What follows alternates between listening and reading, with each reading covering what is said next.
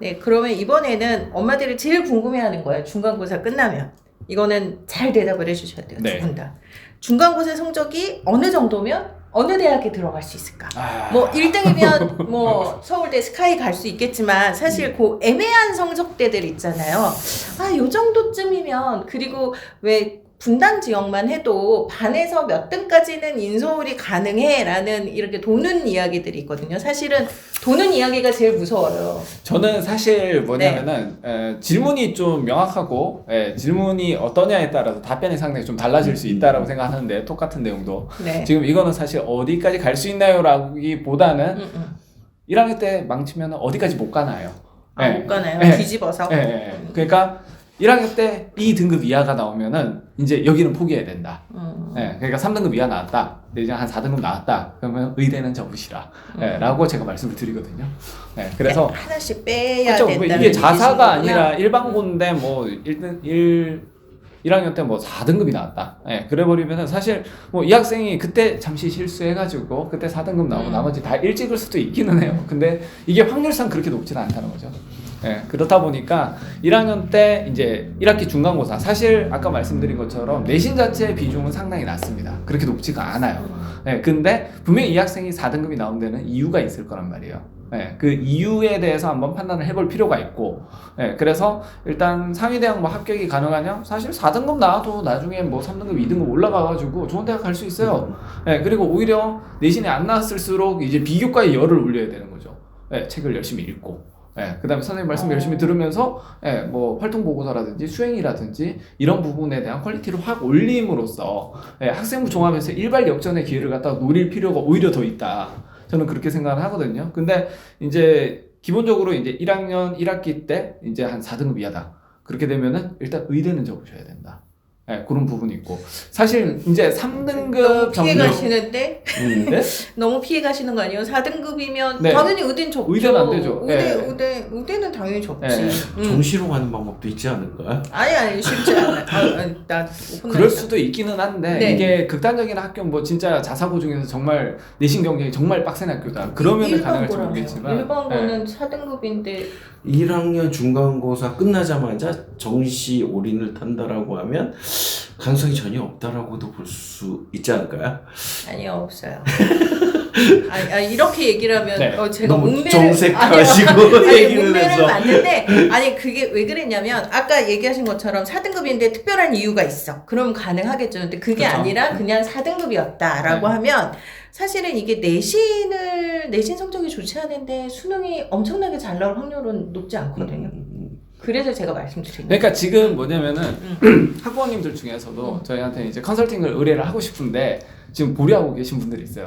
그 이유가 뭐냐? 애가 중간고사 때 어느 정도 하는지 그걸 좀 보고 하겠다. 그렇죠. 그러니까 어머님들도 이제 투자 대비 이제 수익성을 판단하시는 거예요. 지금 자신의 자녀가 그래 중학교 때는 5레일을 찍었는데 중학교 내신은 워낙 거품이 많으니까 이제 고등학교 실제 갔을 때 이제 거품이 걷어졌을 때 어느 정도 나오느냐. 그러니까 미리 돈을 써버리면은 이게 밑 빠진 항아리에 지금 물 붓기 아니냐. 그러니까 일단 밑이 빠져 있는지 아니면 밑이 여기 단단하게 다 메꿔져 있는지 그걸 확인을 하시고 나서 그 다음에 돈을 쏟아 부으시겠다. 그러니까 보통은 그렇게 대기를 하고 계신 분들이 많아요. 1학기까지 보는 것도 좀 빠른 거예요. 길게는 1년을 보시고서 판단을 하시더라고요. 근데 또 1년을 기다리고 나서 비교과나 이런 부분 신경을 쓰기 시작하면은 늦죠.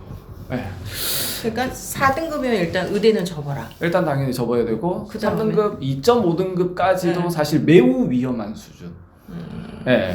그리고 2.5까지도 매우 위험한 수준. 일반고 기준으로 봤을 때죠.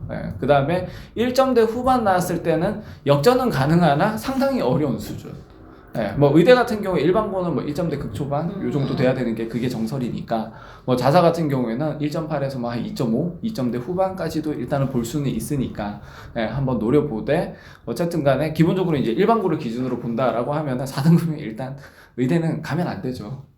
그럼 다른 학교 갈 수 있는 다른 학교 같은 집에 경우에 근데 아니 그 고대 같은 경우에는 결국 3점대 중반이나 이 정도 된다 하더라도 수능 최저로 밀어붙여서 붙는 경우 수두룩하게 많으니까 고대는 그렇다고 치고 그 다음에 연대 같은 경우에는 내신 자체보다도 비교과 스펙이 확실히 극강으로 이제 있는 애들 예, 그러니까 활동보고서나 이런 부분에 대한 주제 자체가 남다른 애들, 이런 애들은 충분히 이제 합격이 가능한 거거든요. 그러니까 사실 이제 내신 자체가 큰 변수가 아니라는 거죠. 그 학교에서는. 다만 이제 서울대는 접어야죠. 선생님 어떻게 저는 생각하세요? 너무 지금 중간고사잖아요. 중간고사. 이런 1학기 얘기 하지 말라고 중간고사. 중간고사로 1학기 중간고사로 내신이 확정됐다라고도 얘기하기 좀 애매해요. 아까 엄마들은 조급해요. 얘기를 했듯이 1학년 중간고사 이후에 정말 등락이 많거든요. 솔직한 얘기로. 그렇게 돼서 좀 저는 일단 상위권 대학이 어딘지를 좀 명확하게 해야 될 것 같아요. 그냥 인서울 정도의 대학이다라고 한다면, 그러니까 정말 최하위로 떨어지는 극소수의 애들이 아니라고 하면 자기의 뭔가 부족한 부분을 발견하고 개선할 수 있는 가능성이 있다라고 하면, 그렇지만 않으면 다 가능성이 있다라고 봐요. 다 가능성이 있다면 어느 중간고사니까 정도까지? 등급은 확정되지 않았기 때문에 1등급부터 뭐 9등급까지 30명이라고 하면 그래도 20명 정도는 충분히 개선의 여지가 있다라는 거죠. 그러면 한 네. 6등급, 7등급. 네, 그건 중간고사니까. 그러니까 중간고사니까. 네, 그 기말고사에서 뭐 6등급짜리가 1등급을 받으면 그 과목에서 충분히 1등급은 안 되더라도 2, 3등급은 운 좋으면 될 수도 있는 상황일 수 있을 것 같아요. 정말 대비를 잘한다면. 이게 만약에 자사고나 특목고였다라고 하면 좀 힘들 것 같아요. 근데 일반고는 학교마다 다르겠지만 이 등락이 자유로운 게 좀 그 상위권들이 많이 탄탄한 학교가 드문 것 같아요. 그러니까 저희가 있는 지역에서도 정말 중간고사를 보고 나서 딱 모든 게 끝나겠구나라는 학교가 한 군데는 있어요. 그런데 나머지 학교들은 다 비슷한 것 같아요. 그러니까 고정적인 1등급이 적기 그쵸. 때문에 이게 충분히 올라갈 수 있다. 그쵸. 100명을 기준으로 해서 1등급이 4명이라고 하면 거기에서 일반고는 아마 1명, 2명은 확실한 1등급일 거예요. 근데 그 나머지 요즘에 많지 않나? 그렇지도 않은 것 같더라고요. 그래요? 그러니까 애들이 특정한 과목만 잘할 뿐이지 골고루 잘하는 애들은 극히 드물더라고요. 예. 근데 이제 대입이라고 하는 것 자체가 단순하게 이제 내신 성적만 가지고 가는 시험은 또 아니다 보니까 사실 이제 중간고사 성적 여하에 따라서 다른 부분에 영향을 상당히 줄 수 있다라고 생각을 하거든요. 아무래도 지금 현재 어떤 그 대입 제도 자체가 뭐 재수할 거 아니라면은 현역으로 갈 거라면 내신을 달고 갈 수밖에 없는 상황이기 때문에 이게 중간고사 성적이 좀 안 나오기 시작하면 애들이 조바심을 느끼게 되고 이제 내신에 집중을 할 수밖에 없는 거죠. 그러면은 상대적으로 볼 때 비교과라든지 독서라든지 또는 이제 그 수능을 준비하는 그런 시간들이 침해를 받을 수밖에 없어요. 그러니까 시간은 24시간으로 딱 한정이 돼 있는데 지금의 어떤 패턴에서 이걸 갖다 동등하게 배분을 해서 들어갔다. 비교과, 수능, 내신 이렇게 동등하게 들어갔다라고 하면은 내신을 이렇게 말아먹고 나면은 이거 내신은 무조건 달고 가야 되는데 나머지를 줄인다 하더라도 내신을 갖다가 충분히 확보를 해둬야 되겠다. 이러면서 나머지를 줄이게 된다는 거죠. 그러면은 이 경쟁에 있어서 그러니까 내신 준비가 좀 탄탄했던 애들, 내신이 이미 잘 나온 애들 같은 경우에는 이게 맞구나라고 해서 비교과라든지 수능에 대한 비중을 그대로 유지를 한단 말이에요. 근데 내신이 안 좋은 애들은 내신으로 이제 비중을 높이다 보니까 비교과하고 수능 경쟁에서 애들이 떨어지는 가능성은 좀 있습니다. 네, 전체적으로 봤을 때. 그래서 뭐 고3 때 같은 경우에는 사실 뭐 내신뿐만 아니라 과목별로도 밸런스가 좀 있거든요. 네, 그 수능 같은 경우에도 뭐 수학 같은 경우에는 뭐 1학기 때까지 해보고 안 되면 접어야 되는 과목인 거고, 그 다음에 사탐이나 과탐 같은 경우에는 여름방학 때 마무리를 하지 않으면은 9월까지 영향을 미치다 보니까 국어 영어를 갖다가 말아먹는 경우가 생기고, 그런 것처럼 교과 내신 때문에 이제 수능이나 아니면은 비교과 활동을 할 수 있는 그런 시간들에 대한 피해를 좀 입을 수는 있다. 그래서 상위권 대학에 대한 합격률이 상당히 좀 낮아질 수는 있다. 이렇게 보는 거죠. 그러니까 이게 그 어떤 시점의 성적을 가지고 판단하느냐. 그 선생님은 어떤 시점의 성적을 갖고 판단하세요? 고3은 아닐 거예요. 저는 그 2학년 1학기? 2학년 1학기? 네. 1학년 1학기 내신을 보면 어느 정도 답이 나와요. 대표님은? 이거 되게 중요한 거예요, 엄마들한테는.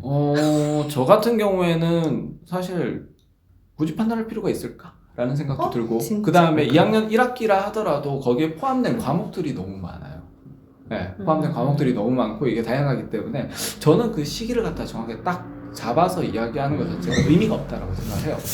그럼 제 얘기가 뭐가 되죠? 근데 2학년 1학기라고 선택한 이유는 네. 아까 그 내신을 계속 가져갈지 말지를 판단하고 수능에 뭔가 집중을 해야 되는 거잖아요. 그러면 그만큼의 한 학기 정도 3학년 되기 전에 수능에 대한 마음가짐이 필요해요. 올인을 좀 해야 되는. 그렇기 때문에 2학년 1학기라고 하는 거고요. 그리고 2학년 1학기 좀 최근에 교육 과정이 좀 많이 바뀌었잖아요. 그쵸, 그렇게 되다 보니까 해야 되니까. 3학년 때에 등급에 반영되는 과목이 학교마다 되게 적어졌어요. 성취도만 들어가니까. 거의 네, 한 많아야 2개. 34단이라고 응. 한다라고 하면 저희 학교에서는 11단위에서 10단위 정도밖에 안 들어가거든요. 네. 그렇게 되면 3학년 1학기에서 바뀔 수 있는 게 한 0.1에서 0.2? 그 정도밖에 안 되거든요. 그렇기 때문에 그 한 학기를 가지고 정말 얼마나 커버를 할 수 있는지는 2학년 1학기 정도면 가능하다라는 거죠. 그래서 본인이 그 정도에서 내가 목표로 하는 대학은 이 정도인데 그 이 정도 내신으로 합격한 케이스가 있는지는 확인을 해야 되는 거죠. 만약에 합격한 케이스가 있다라고 하면 꾸준히 이어가는 거고 아니라고 한다면 다른 방법도 해야 되는 그러니까 거고 단순히 수능만으로 가는 게 아니라 다른 전형들도 있잖아요. 예. 그런 식으로 고민할 필요가 있다라는 거죠. 일단은 제가 볼 때는 그 수능 내신에 대한 뭐 우리가 흔히 이야기하는 그래도 이제 상위권 대학이라고 하는 그런 부분들에 대한 내신 커트라인을 대략 저는 한 일반고 같은 게 한 3등급에서 4등급까지 아무리 많아도 4등급 그렇죠. 이상이 되면 정말 힘들다. 그렇게 생각을 하기 때문에 그 바운더리 안에 있다라고 한다면은 뭐 사실 시기 구분 상관없이 충분히 이제 비교과로 승부를 봐야 되지 않을까 싶어요. 그러니까 사실 이제 3등급, 4등급 애들이 제일 아리까리 하잖아요. 맞아요. 그러니까 물론 이제 5등급 이하로 내려간다, 일반고다. 그러면은 인서울 학종은 사실상 접어야 되는 게 맞아요.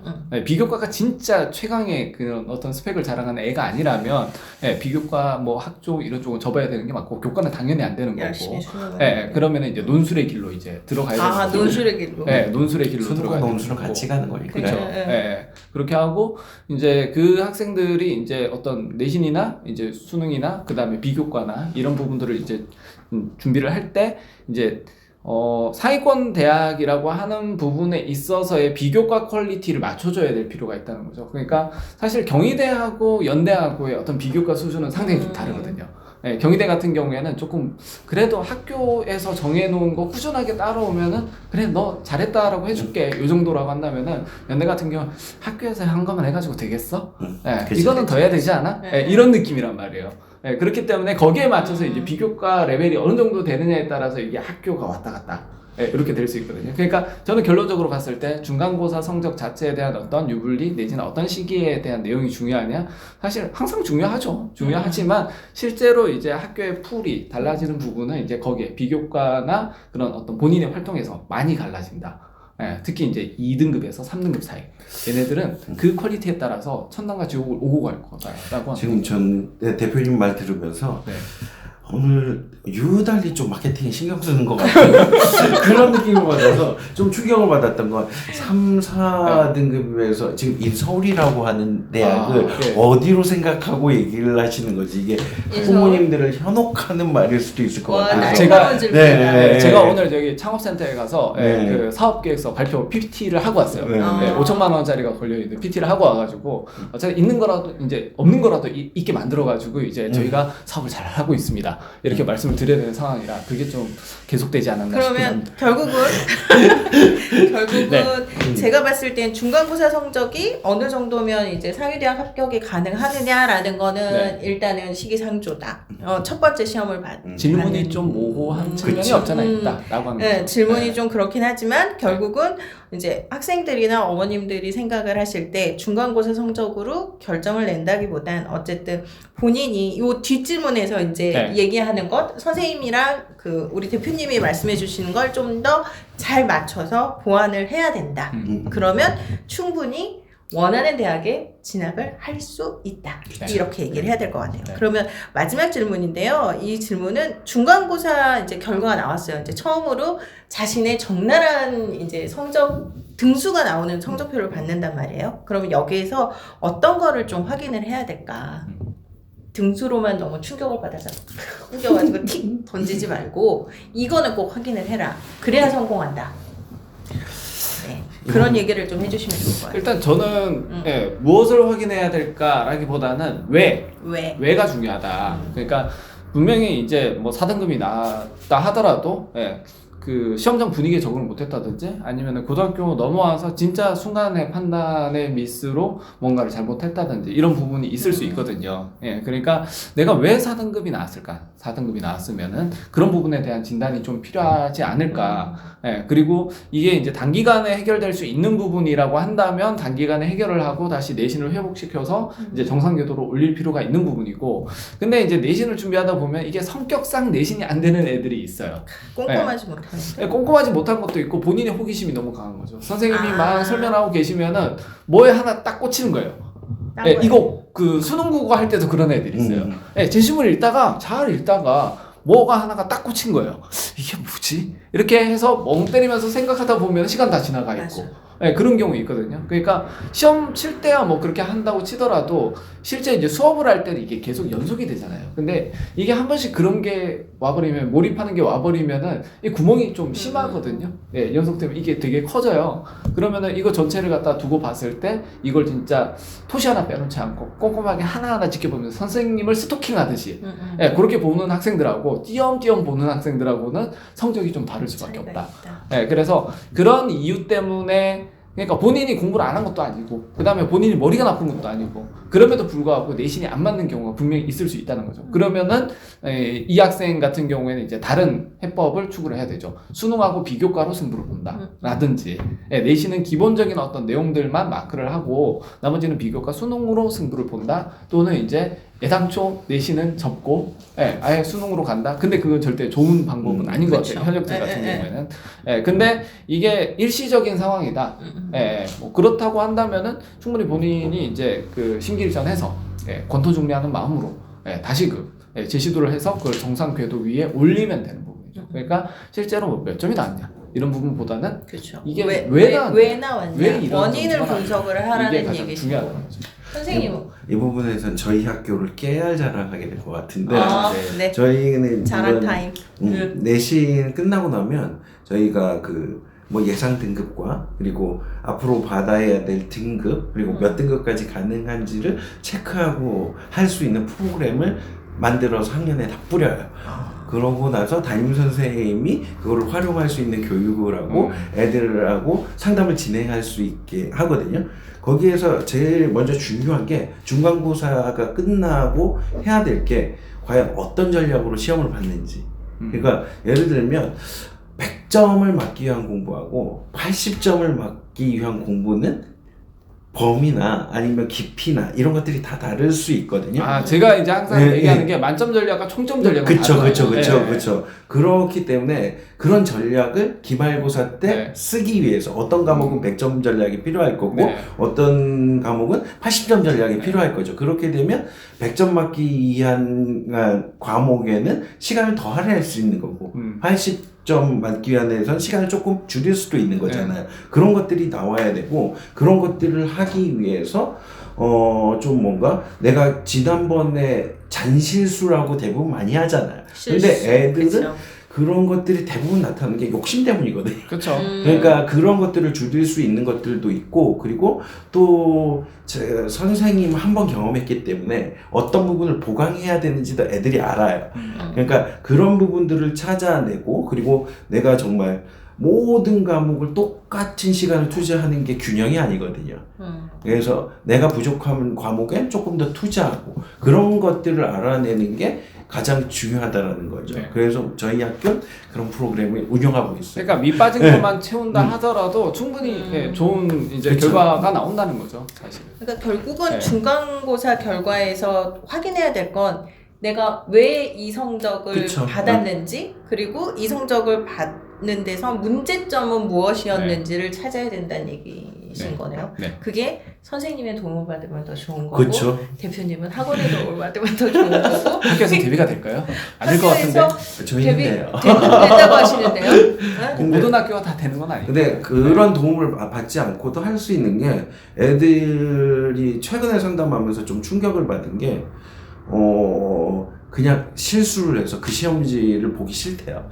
아, 그러면서 다 구겨버린다고 하더라고요. 제가 그래서 얘기했잖아요. 이런다고. 그래서 진짜 오답은 보기 싫더라도 반드시 봐야 되는. 여기서도 오답의 중요성이 오답은 진짜 또 중요한 나오네요. 것 같아요. 그러면 정말 학원의 도움이나 선생님의 도움 없이도 스스로 그걸 찾을 수 있을 것 같아요. 네. 근데 그건 좀 약간 열외적인 이야기일 수도 있는데 사실 이제 저는 아이들에게 하나하나 다 떠먹여줘야 좀 되는 상황을 좀 많이 봤었거든요. 그러니까 세대가 예전 같은 경우에 저희 때는 그 막단과 형태로 해서 공부할 놈 하고 잘 놈 자고 그래가지고 이제 되는 놈 되고 안 되는 놈 안 되고 약간 이런 식이었거든요. 뭐 한 강의실 안에 한 300명 이렇게도 들어갔었으니까. 근데 지금 같은 경우에는 소수로 좀 많이 쪼개져서도 하고 심지어는 이제 좀 이게 좀 많이 떨어진다 싶은 경우에는 부모님들이 과외도 많이 시키시거든요. 그러니까 아이들이 이제 월등히 소화력이 떨어졌다.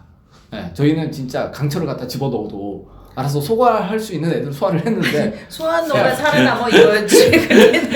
근데 지금 소한 같은 놈만 경우에는 살아남아. 적절하셨어요. 네. 그래서 어떻게 보면은 지금은 다 이제 거의 미음에다가 거의 의해서 씹어서 갖다 주는 경우가 되게 많은 것 같아서 지금 아이들이 거기에 너무 익숙하지 않나라는 생각도 들고 그렇기 때문에 내신 대비가 되게 힘들어지기도 하고요. 그 다음에 또 이제 내신 관련해서 하는 부분들은 시행착오를 좀 겪을 시간을 안 주지 않느냐 지금의 어떤 제도 자체가. 그러니까 예전에 이제 뭐 수능 되게 어렵게 나올 때는 실수를 좀 해도 됐어요. 그래도 다른 과목에서 내가 월등히 이제 점수를 높이면 되니까. 근데 지금 같은 경우에는 사실 거의 대부분 뭐 비교과도 극강, 그 다음에 수능도 잘 나와야 돼. 그 다음에 내신도 극강이 돼야 돼.